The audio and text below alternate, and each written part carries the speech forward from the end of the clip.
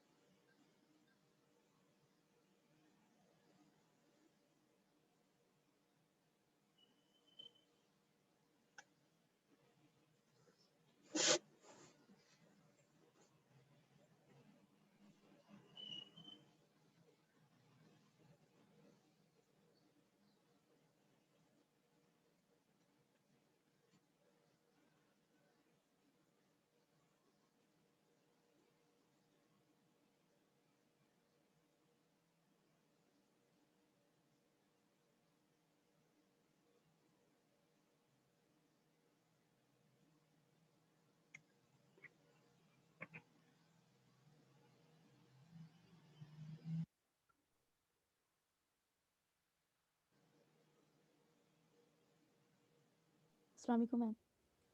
वालेकुम अस्सलाम।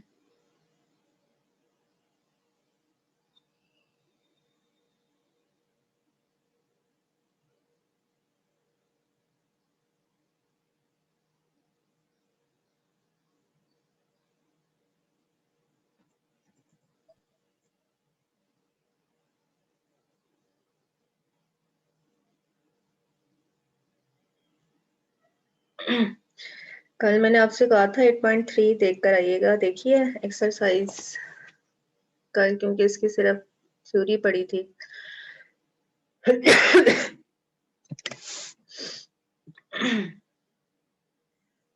थ्योरी भी की थी और हर टाइप की एग्जांपल भी कर ली थी।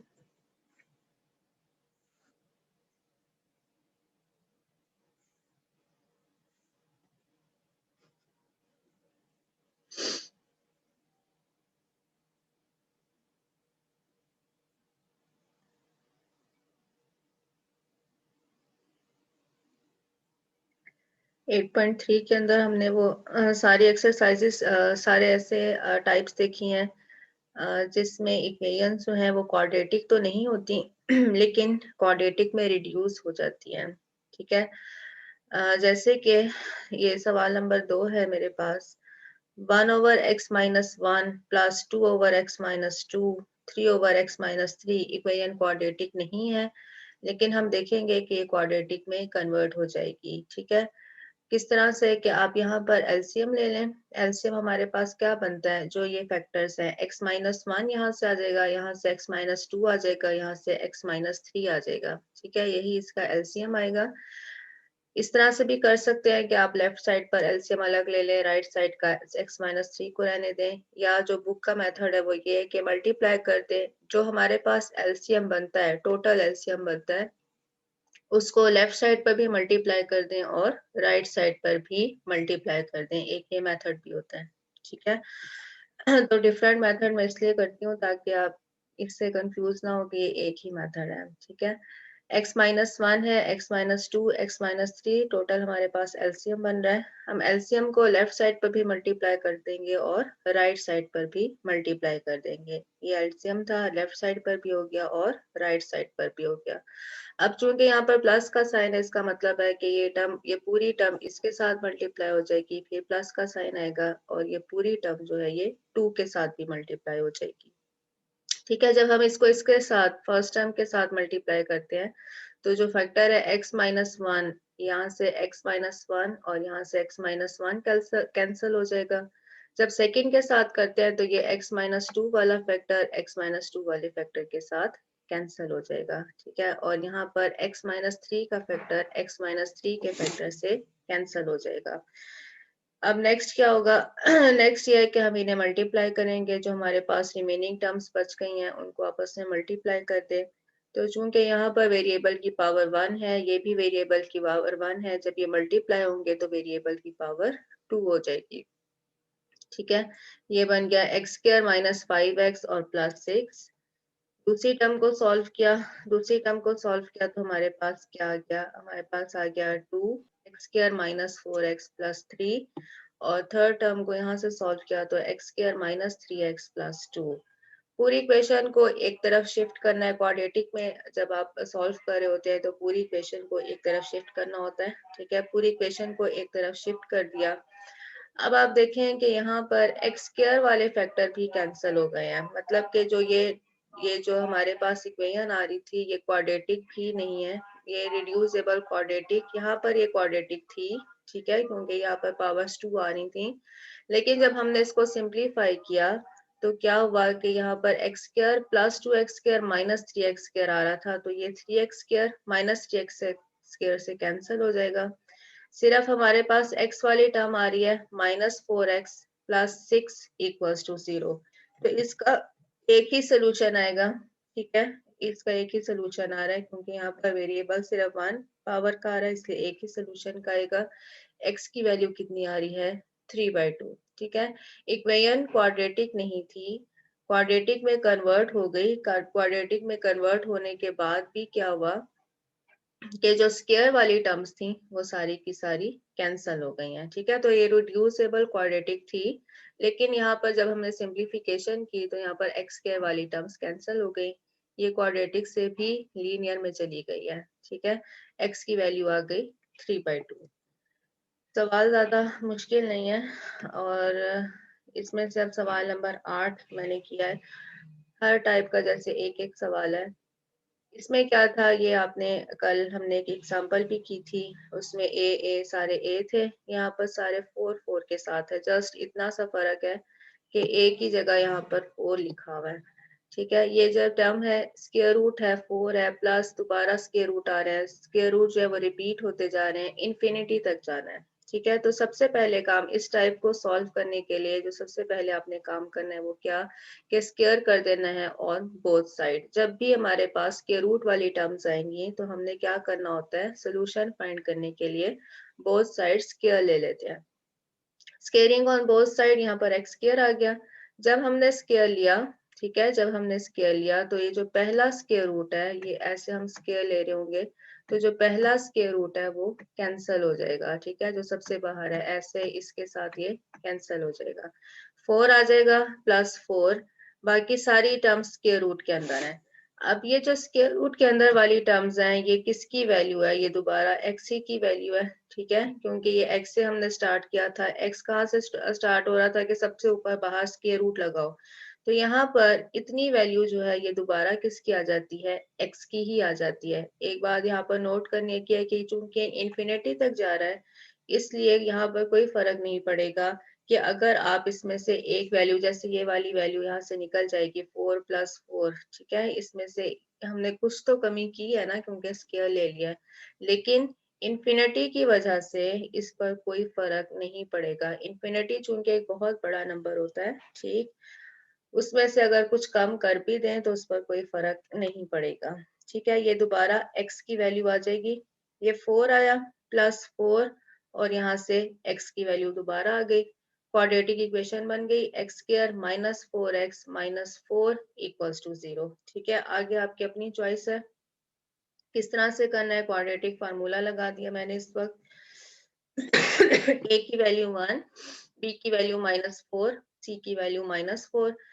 क्वाड्रेटिक फार्मूला क्या होता है, x is equal to -b plus minus के root of b square -4ac divided by 2a। Formula लगाया, मेरे पास आंसर आया, कितना आंसर आया 2 प्लस माइनस के रूट ऑफ 5। इसको सोल्यूशन सेट के अंदर भी लिखना था, यहाँ पे मैंने सोल्यूशन सेट में नहीं लिखा। जब भी वैल्यूज 2 या 2 से ज्यादा हो उसको आप सोल्यूशन सेट के अंदर लिख देंगे, ठीक है। नेक्स्ट ये रेडिकल इक्वेशन है। कल हमने रेडिकल इक्वेशन के बारे में पढ़ा था कि किसी भी टर्म के ऊपर, ठीक है, इक्वेशन में किसी भी टर्म के ऊपर अगर रेडिकल का साइन आ जाता है, रेडिकल साइन का क्या मतलब है कि स्क्वायर रूट आ जाए इस वक्त, ठीक है,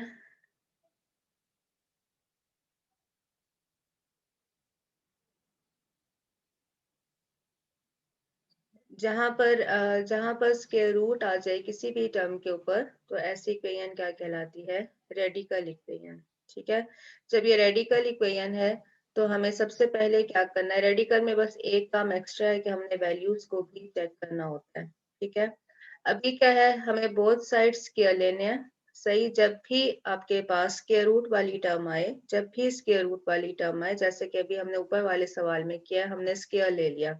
ठीक, तो यहाँ पर भी क्या है कि जब यहाँ पे हमारे पास स्क्वायर रूट वाली टर्म्स है, हमें स्क्वायर रूट को खत्म करने के लिए बोथ साइड स्क्वायर लेना पड़ेगा। ठीक है, बोथ साइड स्क्वायर लिया, इस पूरी टर्म का स्क्वायर हो गया और यहाँ से 5 का स्क्वायर हो गया। ठीक है, अब देखिए यहाँ पर a plus b whole square, a plus b whole square का फार्मूला लग रहा है। क्या फार्मूला होता है, a square plus b square plus 2ab। ठीक है, ab को हम इकट्ठा कर सकते हैं, 5 का स्क्वायर कितना हो जाएगा, 25। ठीक, a square plus b square plus 2ab और 5 का स्क्वायर कितना हो गया, 25। ठीक है, अब जब हमने स्क्वायर लिया, ए का स्क्वायर लिया तो ये वाला स्क्वायर और ये स्क्वायर रूट आपस में कैंसिल हो गए। इसी तरह से ये वाला स्क्वायर और ये स्क्वायर रूट आपस में कैंसिल हो गए। ठीक है, यहाँ से आ गया 4 माइनस एक्स प्लस 9 प्लस 2, इस टर्म के ऊपर स्क्वायर नहीं है इसलिए ये टर्म ऐसी ही रही, इज इक्वल टू 25। ठीक है, अब यहाँ पर आपका काम क्या है कि ये जितनी भी टर्म्स हैं, इधर से लेकर इधर तक की जितनी भी टर्म्स हैं, ठीक है, इनको उठाकर आप दूसरी तरफ ले जाएं। ठीक, यहाँ पर सिर्फ स्क्वायर रूट वाली टर्म रहने दें, बाकी सारी टर्म्स को दूसरी तरफ ले जाएं। ठीक है, क्योंकि जब आप दोबारा स्क्वायर लेंगे तो बेहतर है कि यहाँ पर हमारे पास स्क्वायर रूट के साथ दोबारा कोई और टर्म मौजूद ना हो। ठीक, यहाँ से क्या आ रहा है, 13 आ रहा है, क्योंकि प्लस एक्स और माइनस एक्स आपस में कैंसिल हो चुके हैं, सिर्फ 13 आया है। इस 13 को भी हम दूसरी तरफ शिफ्ट कर देंगे तो 25 में से जब 13 माइनस होगा तो 12 आ जाएगा। ठीक है, इसका यही मेथड है कि सिंप्लीफिकेशन के लिए ज्यादा आसानी यही रहेगी कि आप सिर्फ स्क्वायर रूट वाली टर्म को यहाँ रहने दें, बाकी सारी टर्म्स को आप दूसरी तरफ शिफ्ट कर दें। ठीक है, अब अगेन ये 2 जो है इसको आप डिवाइड कर सकते हैं दूसरी तरफ जाकर, 12 से डिवाइड होकर आंसर कितना आ गया, 6। अब अगेन हमारे पास एक स्क्वायर रूट वाली टर्म है। ठीक है, इसके स्क्वायर रूट को हमने खत्म करना है तो हमें क्या करना होगा, बोथ साइड स्क्वायर लेना होगा। जब हमने बोथ साइड स्क्वायर लिया तो अब क्या हो जाएगा, स्केलिंग ऑन बोथ साइड, यहाँ पर हमारे पास ये स्क्वायर रूट वाली term cancel, square root cancel हो जाएगा, minus x square minus 5x plus 36। इसी तरह से यहाँ पर 6 का जब स्क्वायर लेंगे तो वो कितना हो जाएगा, 36 हो जाएगा। ठीक है, अब क्या हो रहा है कि 36 माइनस 36 के साथ कैंसिल हो गया, हमारे पास आया minus x square minus 5x equals to 0। यहाँ से दो वैल्यूज आ रही हैं, x की या तो वैल्यू आ रही है 0 और x की वैल्यू आ रही है -5। ठीक है, हमारा काम अब यहाँ पर खत्म नहीं हुआ, बाकी सारे सवालों में यहाँ पर काम खत्म हो जाता है, लेकिन अगर इक्वेशन रेडिकल है तो काम यहाँ पर खत्म नहीं होता, बल्कि हमें क्या करना होता है, यहाँ पर चेक करना होता है कि क्या x is equal to 0 given equation की रूट है या एक्सट्रेनियस रूट है। ठीक है, एक्सट्रेनियस रूट क्या होती है, जो इक्वेशन को सेटिस्फाई नहीं कर रही होती, जिसमें लेफ्ट हैंड साइड का आंसर राइट हैंड साइड के आंसर के बराबर नहीं आ रहा होता। इसी तरह से x माइनस 5 को भी चेक करना है, जितनी भी x की वैल्यूज आ रही हैं उनको बारी बारी हमने गिवन इक्वेशन के अंदर पुट करके चेक करना है कि क्या ये जो वैल्यूज आई हैं x की, ये रूट्स हैं या फिर एक्सट्रेनियस रूट्स हैं। ठीक है, सिर्फ रेडिकल के लिए हम ये काम करेंगे। अब यहाँ पर मैंने आपको कहा था कि ज्यादा आसान है, क्योंकि सिर्फ चेकिंग करनी है कि आप यहाँ कैलकुलेटर पकड़ें, लेफ्ट हैंड साइड का आंसर निकालें और राइट हैंड साइड का, अगर इक्वल है तो फिर रूट जो है वो एक्स की वैल्यू जो है वो रूट बन जाएगी, अगर इक्वल नहीं है तो एक्सट्रेनियस रूट बन जाएगी। ठीक है, अगर सॉल्व करना चाहते हैं तो काम थोड़ा सा लंबा हो जाता है। x इज इक्वल टू 0 मैंने पुट किया, गिवन इक्वेशन थी, यहाँ पर x जहां जहां है उसकी जगह 0 आ गया, यहाँ पर स्क्वायर रूट ऑफ 4 आ गया, यहाँ पर स्क्वायर रूट ऑफ 9 आ गया इक्वल्स टू 5। ठीक है, square root of 4 answer 2 plus 3 5 भी आंसर आ रहा है, 5 5 के बराबर होता है, therefore left hand side right hand side के बराबर है। x इज अ सोल्यूशन, या इधर ये भी लिख सकते हैं कि x is a root of the equation. ठीक है, इसी तरह से x इक्वल्स टू -5 को गिवन इक्वेशन के अंदर पुट करेंगे, जहां जहां x है उसकी जगह -5 आप पुट करेंगे, तो भी आप देख रहे हैं कि लेफ्ट हैंड साइड का आंसर राइट हैंड साइड के आंसर के बराबर है। Again x is equal to -5 is a solution, solution का वर्ड लिख लें या रूट का वर्ड लिख लें, एक ही बात है। ठीक है, सोल्यूशन सेट में ये दोनों वैल्यूज आ जाएंगी। कल जो हमने एक एग्जांपल की थी उसमें एक वैल्यू एक्सट्रेनियस रूट की थी, उसमें लेफ्ट हैंड साइड का आंसर राइट हैंड साइड के बराबर नहीं था, लेकिन यहाँ पर दोनों ही वैल्यूज ने इक्वेशन को सेटिस्फाई कर दिया है। ठीक हो गया। सवाल नंबर 14 है, यहाँ पर क्या है कि एक पावर x क्यूब है और एक है x की पावर 6। ठीक है, x की पावर 3 और x की पावर 6, हमने क्या करना है, आप देखेंगे कि जितनी पावर यहाँ पर है उसी का डबल जो है वो इधर होगा। 3 का डबल कितना होता है 6। ठीक है, स्क्वायर नहीं है बल्कि डबल है, जितनी 3 है उसका डबल, मतलब 2 टाइम्स ऑफ 3 किसके बराबर है, 6 के बराबर है। तो हम क्या करेंगे, जो इनमें से छोटी पावर है, छोटी पावर कौन सी है, छोटी पावर हमारे पास x क्यूब वाली है, इसको हम बराबर पुट कर देंगे किसी नए वेरिएबल y के, y ले लें या कोई और ले लें, t z जो भी आप लेना चाहते हैं। ठीक है, पुट कर दें x cube equals to y, जो पावर छोटी है उसको आपने y के बराबर पुट करना है। ठीक है, तो क्या हो जाएगा, देन y का स्क्वायर किसके बराबर हो जाएगा, x की पावर 6 के। ठीक है, ये जो गिवन इक्वेशन है ये अब कैसे लिखी जा सकती है, 1 कैन बी रिटर्न एज, ये इक्वेशन 1 कैन बी रिटर्न एज 48, यहाँ पर कितना आ जाएगा y का स्क्वायर, क्योंकि x की पावर 6 y स्क्वायर के बराबर है, -13 इंटू वाई -1 इक्वल्स टू 0। ठीक है, इक्वेशन क्वाड्रेटिक बन गई, क्वाड्रेटिक नहीं थी लेकिन क्वाड्रेटिक बन गई है। ठीक, इसमें अगर मिड टर्म ब्रेक हो रही है, बेटा माइक बंद कर दो, इसमें से अगर मिड टर्म ब्रेक होती है तो मिड टर्म ब्रेक कर लेते हैं, फैक्टर बना लेते हैं। जैसे कि हमारे पास आंसर में आना चाहिए -14, और अगर नंबर्स को हम ऐड या सब्ट्रैक्ट करें तो हमारे पास -13 आना चाहिए, तो -16 और 3 इसके दो फैक्टर बन रहे हैं। अगर आप चाहें तो क्वाड्रेटिक फार्मूले से भी कर सकते हैं।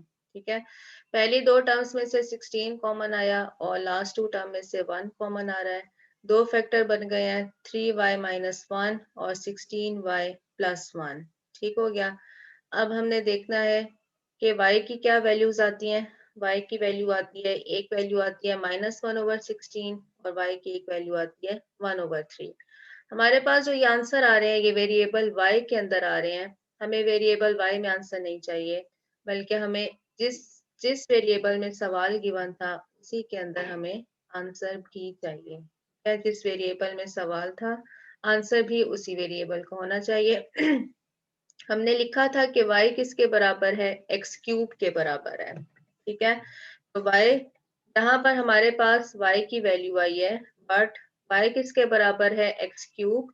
यहाँ पर हम y की जगह क्या लिखेंगे, x क्यूब लिखेंगे, इक्वल है -1/16। ठीक है, तो x की वैल्यू फाइंड करने के लिए इस पावर 3 को जब आप दूसरी तरफ लेकर जाएंगे तो वो पावर कितनी हो जाएगी, 1/3। ठीक है, पावर को जब भी दूसरी तरफ शिफ्ट करते हैं तो इस पूरी टर्म की पावर कितनी हो जाएगी, 1/3। x का आंसर कितना आया, -1/16 और इसकी पूरी पावर कितनी है, 1/3। इसी तरह से यहाँ पर y की वैल्यू आई हुई है 1/3, चूंकि y x क्यूब के बराबर है, इसका मतलब है कि ये वाली वैल्यू x क्यूब की है, x क्यूब की वैल्यू 1/3 है, तो x किसके बराबर हो जाएगा, इस पावर 3 को आपने दूसरी तरफ शिफ्ट करना है तो वो 1/3 हो जाएगा। x के दो आंसर हमारे पास आ गए, सोल्यूशन सेट के अंदर हम ये दोनों आंसर लिख देंगे। कुछ पूछना हो आपने, कुछ पूछना हो कहीं से, कोई सवाल, कोई प्रॉब्लम?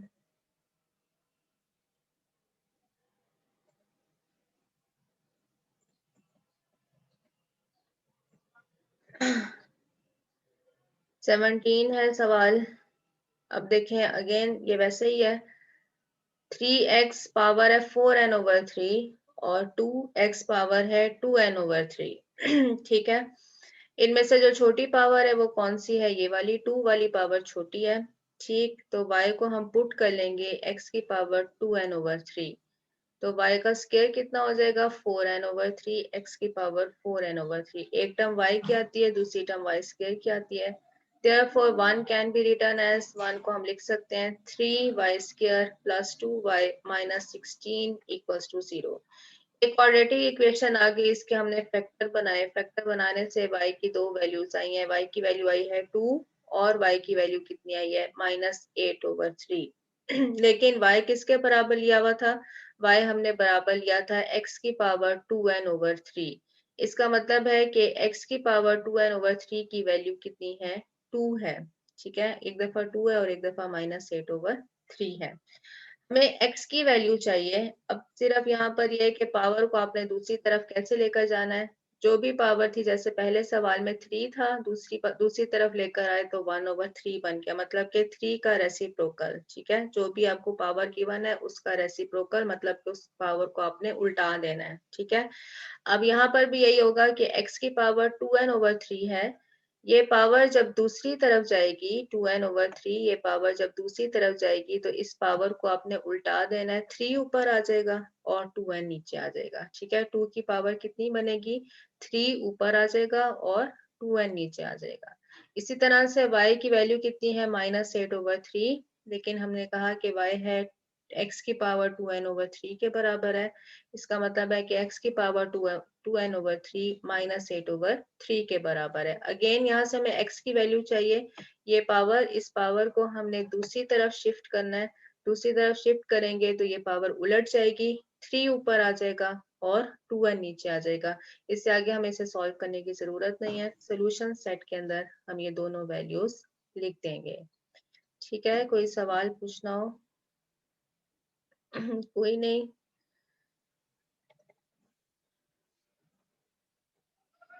ये सवाल है जी, अगर मैं आपसे पूछूंगी ये कौन सी टाइप है, इसका नाम बता सकते हैं?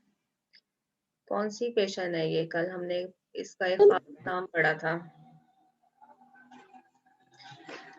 4 power 1 plus x exponential equation थी। ठीक है, एक्सपोनेंशियल इक्वेशन में क्या होता है, यहाँ पर कांस्टेंट टर्म होती है और वेरिएबल कहाँ चला जाता है, पावर में। ठीक है, पावर में अगर वेरिएबल आ जाए तो ऐसी इक्वेशन क्या कहलाती है, एक्सपोनेंशियल इक्वेशन। ठीक है, अब हमने इसको सॉल्व करना है, क्वाड्रेटिक बनाना है, तो हम क्या करेंगे, आप जानते हैं कि अगर 4 की पावर है 1 प्लस x, अगर पावर्स जमा हुई भी हो तो हम उन्हें अलग अलग लिख सकते हैं। ठीक है, दरमियान में मल्टीप्लीकेशन का साइन आता है। ऐसे नहीं करना कि 4 की पावर 1 प्लस 4 की पावर x, ऐसे नहीं है। पावर्स अगर जमा हुई भी हो, ठीक, जैसे यहाँ पर 1 प्लस x है, तो हम इन्हें क्या कर सकते हैं, 4 की पावर 1 अलग, दरमियान में मल्टीप्लीकेशन का साइन आएगा 4 की पावर x। ठीक है, प्लस अगेन 4 की पावर 1 अलग कर दी, 4 की पावर -x अलग कर दी, किसके बराबर आ जाएगा, 10 के बराबर आ जाएगा। ठीक है, अब हमने अभी सिर्फ पावर्स अलग अलग की हैं। अब ये पावर नेगेटिव थी, x की 4 की पावर है -x, इस पावर को हम अगर नीचे ले जाएं तो वो 4 की पावर x बन जाएगी। ठीक है, ये बात आप जानते हैं कि जैसे कि x की पावर हो, x की पावर -1 हो, x की पावर अगर -1 है तो इसका मतलब है कि ये 1/x के बराबर है। बिल्कुल यहाँ पर भी यही काम किया हमने। यहाँ पर हमने काम क्या किया कि 4 की पावर -x है, इसको हम किस तरह से लिख सकते हैं, 1/1/, जो भी नंबर है उसको लिखते हैं 4 की पावर x बन जाएगा। ठीक, अब हम पुट करते हैं, हम लेट कर लेते हैं कि y बराबर है 4 पावर x। ठीक है, y किसके बराबर है, 4 पावर x के। तो ये इक्वेशन क्या बन जाएगी, ये बन जाएगी, यहाँ पर 4 आ जाएगा, यहाँ पर y आ जाएगा, यहाँ पर अगेन 4 आ गया, यहाँ पे 4 पावर x की जगह हमने y लिख दिया, इक्वल्स टू 10। एलसीएम लिया, y एलसीएम में आएगा, ये बन जाएगा 4y² प्लस 4 इक्वल्स टू 10। ठीक है। अब ये वाला y इधर जाकर मल्टीप्लाई हो जाएगा, 10y बन जाएगा। हमारे पास क्वाड्रेटिक इक्वेशन बन गई 4y² minus 10y plus 4 equals to 0। ठीक है। अब इनके फैक्टर बनते हैं तो फैक्टर बना लेंगे, क्वाड्रेटिक फार्मूला लगाना है तो वो लगा लें। y की वैल्यू आती है 2 और y की वैल्यू कितनी आती है 1/2। ठीक है, यहाँ तक तो हमारे पास y की वैल्यूज आ गई। जब y की वैल्यूज आ गई तो अब हमने उसको x में चेंज करना है। x में चेंज करने का क्या मेथड है, कल हमने पढ़ा था। यहाँ पर अब हम क्या करेंगे, 4 की पावर x, y की वैल्यू कितनी आई है 4 की पावर x इक्वल्स टू 2। ठीक है, y चूंकि 4 पावर x के बराबर है, इसको हम 2 लिख सकते हैं, 2 के बराबर। अब देखें यहाँ पर 4 है और यहाँ पर 2 है। कल तो सवाल में था a, ठीक है, जो एग्जाम्पल थी उसके अंदर था a। दोनों तरह से आप कर सकते हैं, इसको लॉग के साथ भी कर सकते हैं, x को आप नीचे ले आए, लेकिन ज्यादा आसान एक और मेथड भी है। यहाँ पर जो बेस है, दोनों की बेस, इसकी बेस है 4 और इसकी है 2। दोनों बेस अगर आप इक्वल कर दें, ठीक है, ये 4 है और ये 2 है, इनको इक्वल कर दें, इधर भी 2 बना दें। कैसे 2 बनाएंगे, इसको हम 2 बना सकते हैं, 4 को हम लिख सकते हैं 2 का स्क्वायर। ठीक है, इस 4 की जगह हम 2 स्क्वायर लिख सकते हैं। ये काम हम क्यों कर रहे हैं, ताकि यहाँ पर हमारे पास दोनों बेस सेम हो जाए। इस ये 2 है तो इसको भी हम 2 बना देते हैं। ठीक है, बड़े नंबर को कन्वर्ट करना ज्यादा आसान होता है, 2 को 4 बनाना मुश्किल है। यहाँ पर इसको हम किस तरह से लिख सकते हैं, इसको हम लिख सकते हैं कि 4 को 2 का स्क्वायर। ठीक है, दोनों बेस सेम हो गई। यहाँ पर कितना हो गया, 2 की पावर 2x किसके बराबर है 2 की पावर 1। 2 के ऊपर अगर पावर नहीं लिखी हुई तो इसका मतलब है 2 की पावर 1।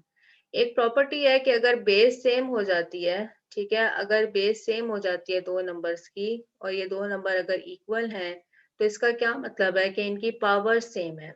ठीक है, यहाँ से 2 और 2 ये दोनों बेस सेम है, और इनकी पावर जो है, इनकी पावर कौन सी है, यहाँ से 2x और यहाँ से 1।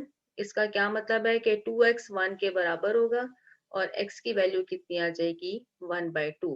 ठीक, इसी तरह से यहाँ पर भी y की एक और वैल्यू आई हुई है, y की वैल्यू है 1/2, लेकिन y किसके बराबर था, y 4 पावर x के बराबर है।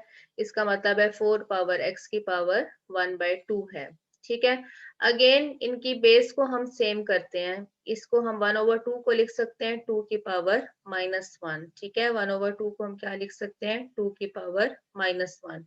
अगेन यहाँ पर क्या है 4, 4 को हम 2 का स्क्वायर लिख सकते हैं, बेस सेम हो जाएगी दोनों की। यहाँ पर आ गया 2 की पावर 2x 2 की पावर -1 के बराबर है। जब बेस सेम हो गई तो पावर्स को हम इक्वल कर देंगे, यहाँ से पावर है 2x और यहाँ से पावर कितनी है -1, x की वैल्यू आ जाएगी -1/2। देयरफॉर सॉल्यूशन सेट में x की वैल्यू एक आई 1/2 और दूसरी कितनी आई -1/2। ठीक है, मिस दोबारा बता दें, ऊपर से कहाँ से भाई, यहीं से ना, कि ऊपर से, अच्छा यहाँ से स्टार्ट किया है। ये देखें 4 एक्सपोनेंशियल, पहली बात है कि सवाल की टाइप कैसी है, ये एक्सपोनेंशियल है। एक्सपोनेंशियल की पहचान क्या है, पहचान ये है कि हमारे पास पावर कहाँ चली जाती है, पावर सॉरी वेरिएबल कहाँ चला जाता है पावर में। जैसे कि ये 4 की पावर में वेरिएबल x आ गया है, ठीक है, इसके साथ और भी कोई टर्म्स हो तो इससे फर्क नहीं पड़ेगा। इसी तरह से ये x कहाँ पर आ गया है पावर में, ऐसी इक्वेशंस क्या कहलाती हैं, एक्सपोनेंशियल इक्वेशन। यहाँ बेस कांस्टेंट होती है, बेस कांस्टेंट होती है, जितने आपने पहले सवाल किए थे वो ऐसे थे कि x की पावर 4। अब ये इसी का उलट हो गया, 4 यहाँ पर आ गया, पावर में x आ गया। ठीक है, तो ऐसी इक्वेशन क्या कहलाती है, एक्सपोनेंशियल। पहली बात तो ये हो गई, हमने सबसे पहले टाइप देखी सवाल की। अब देखें यहाँ पर है, हमने एक दफा पहले पढ़ा था, क्लास में भी ये बात हुई थी कि ये 4 है, ठीक है, इसके साथ ये मल्टीप्लाई हो रहा है, 4 की पावर 2 कर लेते हैं, तो हम इसको क्या लिखते हैं, हम इसको लिखते हैं कि इनकी पावर्स को जमा कर लेते हैं, 4 की पावर 1 प्लस 2, अगर दोनों नंबर यहाँ पर सेम है, 4 और 4 है। ठीक है, तो ये कितना हो जाएगा, ये हो जाएगा 4 की पावर 3। ये बात तो आप जानते हैं कि जब 4 और 4 की पावर 2 मल्टीप्लाई हो तो ये 4 की पावर 3 बन जाता है। 3 कैसे बनता है कि बेस सेम है, पावर्स को इकट्ठा कर दें, 1 + 2 करके 4 की पावर 3 बना दें। यहाँ पर भी बिल्कुल यही बात हो रही है। यहाँ पर क्या है कि अब इससे हमने उलट काम करना है। हमें 4 की पावर 3 गिवन है, ठीक है। हम इसको ऐसे कर सकते हैं, हम इसको 4 की पावर 1 + 2 कर दें, ठीक हो गया। और अब बिल्कुल रिवर्स प्रोसेस करें, 4 की पावर 3 से इधर आ जाए, ठीक है, और इधर से दोबारा हम इधर चले जाते हैं, तो ये क्या हो जाएगा, ये दरमियान में प्लस का साइन है, ठीक। ये बन जाएगा 4 की पावर 1 अलग कर दें और 4 की पावर 2 को आप अलग कर देंगे, ठीक है, ये टर्म बन जाएगी। यहाँ पर भी हमने यही किया है। 4 की पावर में है 1 + x, ठीक है, तो 4 की पावर 1 अलग कर दी और 4 की पावर x हमने अलग कर दी। दरमियान में साइन कौन सा आना है, मल्टीप्लीकेशन का, यहाँ से आपको पता चल रहा है। इसी तरह से 4 की पावर 1 को अलग कर दिया और 4 की पावर -x को अलग कर दिया। दरमियान में साइन कौन सा आया, मल्टीप्लीकेशन का, ठीक है। अब यहाँ पर चूंकि ये पावर नेगेटिव थी, 4 की पावर कितनी है, -x, तो आप इसको क्या कर सकते हैं, 1/4 की पावर x लिख सकते हैं। नेगेटिव पावर थी, इसको अगर आप पॉजिटिव करना चाहते हैं तो क्या करेंगे, 4 की पावर रेसिप्रोकल ले लेते हैं, ठीक है। पावर को जब भी आप पॉजिटिव बनाना चाहते हैं तो उस पावर का रेसिप्रोकल ले लेते हैं, ठीक है।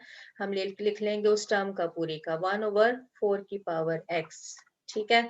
अब हम पुट कर लेते हैं कि y किसके बराबर है, 4 की पावर x, क्योंकि हमने 4 की पावर x में सवाल सॉल्व नहीं करना बल्कि हमने इसको क्वाड्रेटिक बनाना है। तो क्वाड्रेटिक बनाने के लिए हमारे पास ऐसी टर्म आनी चाहिए जैसे y² + 2y, इस तरह की, ठीक है। कोई सा भी वेरिएबल नया ले लें। हम पुट कर लेते हैं कि y बराबर है 4 पावर x। यहाँ पर क्या आ जाएगा, 4 की जगह 4, सिर्फ 4 पावर x को हम चेंज कर रहे हैं, 4 पावर x की जगह y, ठीक है। यहाँ से हमारे पास y आ गया। इसी तरह से इस वैल्यू की जगह भी हम क्या लिखेंगे, y लिखेंगे। एलसीएम लिया, एलसीएम क्या आएगा, y आएगा, दोनों टर्म्स का एलसीएम y आएगा। यहाँ से आ जाएगा 4y² + 4 = 10। ये वाला y उधर जाकर 10 से मल्टीप्लाई हो जाएगा और हमारे पास जो इक्वेशन आएगी वो आएगी 4y² - 10y + 4 = 0, ठीक है। ये इसका वे था सवाल को सॉल्व करने का, एक्सपोनेंशियल को। ठीक, अब तो समझ आ गई होगी मेरा ख्याल है। प्रैक्टिस जरूर किया करें। अब आपके पास आगे 3-4 दिन आने हैं तो उसमें आपने 8.3 पूरी कंप्लीट करनी है। मैंने यहाँ पर थोड़े से सवाल किए हुए हैं, उसमें सवाल काफी ज्यादा है, आप उसको जरूर सॉल्व कीजिएगा। लास्ट एक हमारे पास सवाल है, सवाल नंबर 22। सवाल नंबर 22 है, इसकी हमने कल टाइप पढ़ ली थी। इसके अंदर क्या है कि सवाल को पहले अंडरस्टैंड कर लें कि टाइप कैसी है, ठीक है। जैसे कि ये ऊपर वाला सवाल था एक्सपोनेंशियल का था, एक था कि स्क्वायर रूट रिपीट होते जा रहे हैं, क्या करना है, ठीक है, किस तरह से सॉल्व करना है।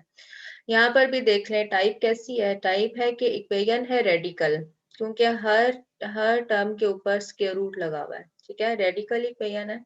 लेकिन हो क्या रहा है कि अगर एक टर्म यहाँ पर, एक टर्म है √(x² + 5), दूसरी है x² - 5, ये एक दफा जमा हो रही है और नीचे क्या हो रहा है, नीचे यही दो टर्म्स जो हैं ये माइनस हो रही हैं। दो ही टर्म्स हैं, ऊपर ये दोनों टर्म्स जमा हुई हुई हैं और नीचे क्या है, ये दोनों टर्म्स माइनस हुई हुई हैं। तो सवाल को सॉल्व करने का मेथड क्या है, पहले नंबर पर आपने स्क्वायर नहीं ले लेना, क्योंकि बाकी सवालों में हमने क्या किया था, बाकी जो रेडिकल इक्वेशंस हमने पढ़ी थी, पिछले जो सवाल किए हैं, वहां पर किसी एक टर्म के ऊपर स्क्वायर रूट था और फिर हमने क्या किया, दोनों तरफ सबसे पहले स्क्वायर को अप्लाई कर दिया। लेकिन यहाँ पर ऐसे नहीं करना, अगर आप यहाँ पर स्क्वायर लेने बैठ जाएंगे तो ये बहुत लंबा सवाल हो जाएगा सॉल्व, लेकिन लंबा बहुत हो जाएगा। तो टाइप क्या है, टाइप ये है कि 4 टर्म्स है हमारे पास, ठीक है, 4 टर्म्स हैं टोटल, 4 टर्म्स के ऊपर स्क्वायर रूट है। लेकिन क्या है कि दो टर्म्स आपस में सेम है, ये दोनों सेम है और ये दोनों सेम है, ठीक है। एक दफा ये दो टर्म्स ऐड हुई हुई है और एक दफा सब्ट्रैक्ट हुई हुई है। तो सवाल को सिंप्लीफाई कैसे करेंगे, पहले आप इसको सिंप्लीफाई करें, इस टर्म को उठाकर, ये वाली टर्म है, इसको दूसरी तरफ 7 के साथ मल्टीप्लाई कर दें, ठीक है। 7 और यहाँ पर भी दूसरी टर्म के साथ भी 7 आ गया। पूरी इक्वेशन एक तरफ शिफ्ट करें, पूरी इक्वेशन को एक तरफ शिफ्ट किया तो आप देखें कि ये वाली x² + 5 वाली टर्म है, यहाँ से ये -7 के साथ है, तो -7 + 1 कितने हो जाएंगे, -6। ठीक है, -6 √(x² + 5). इसी तरह से ये x² - 3 वाली टर्म है, ये इसके साथ कंबाइन हो रही है, 1 + 7 कितने हो जाएंगे, 8 √(x² - 3). अगेन दूसरी टर्म दूसरी तरफ ले जाएं, अब आप देखें कि ये 8 और 6 भी कैंसिल हो रहे हैं। ठीक है, 8 और 6 कैंसिल हो रहे हैं, यहाँ पर आ जाएगा 4, 2 के ऊपर कैंसिल हो रहे हैं, यहाँ पर 4 आ जाएगा और यहाँ पर कितना आ जाएगा, 3 आ जाएगा। ठीक है, जितना सवाल सिंप्लीफाई हो सकता है हमने सवाल को सिंप्लीफाई कर दिया है। अब इससे अगला काम क्या है, अब आकर आपने स्क्वायर लेना है। ठीक है, पहले सवाल को सिंप्लीफाई कर दिया, तब सिंप्लीफिकेशन हो गई, तो अब यहाँ पर स्क्वायर रूट को खत्म करने के लिए हम बोथ साइड स्क्वायर ले लेंगे। जब स्क्वायर लिया तो 4 का स्क्वायर हो जाएगा 16, x² - 3, 3 का स्क्वायर हो जाएगा 9, x² + 5। ठीक है, अगेन पूरी इक्वेशन एक तरफ शिफ्ट कर दें, सिंप्लीफाई करते हैं। 16x² - 48 - 9x² - 45 = 0। x² वाली टर्म कौन सी है, x² वाली टर्म है 16 और -9, दोनों को सॉल्व किया तो 7x² हो गया। इसी तरह से -48 - 45 - 93 के इक्वल आ गया। 7x² की वैल्यू 93, x² की वैल्यू 93/7। हमें x की वैल्यू चाहिए, x की वैल्यू आ जाएगी ±√93/7। Therefore the solution set is √± 93/7। ठीक हो गया। सबसे पहले टाइप देखनी है, उसके बाद सवाल सॉल्व करने हैं। और 8 कैसे आया, कौन सा 8 कैसे आया, ये वाला 8 कैसे आया, ये 8 देखे ना बच्चे, यहाँ पर है x² - 3, 1 है ना इससे पहले, कितनी दफा यहाँ पर इससे पहले 1 है। ठीक है, कुछ ना लिखा हो तो 1 होता है। ये वाली टर्म और ये वाली टर्म एक जैसी है, ये 1 और ये 7, तो टोटल कितनी हो जाएंगी, 8। ठीक है, इसी तरह से यहाँ पर 1 है, ये 1 और ये -7, तो कितनी हो जाएंगी, -6। ठीक है, इसके साथ 8 आ गया, इसके साथ -6 आ गया। ठीक, कोई और बात। 8.3 आपने अच्छी तरह करनी है, इसमें से सवाल आते हैं। ठीक है, नेक्स्ट हम 8.4 की तरफ जा रहे हैं, थोड़ी सी थ्योरी आज पढ़ते हैं और फिर बल्कि इसको यहीं पे एंड करके अगली क्लास ज्वाइन करते हैं, क्योंकि उसमें हम इसको मैं एंड कर रही हूँ, आप अपनी अगली क्लास में आ जाएं।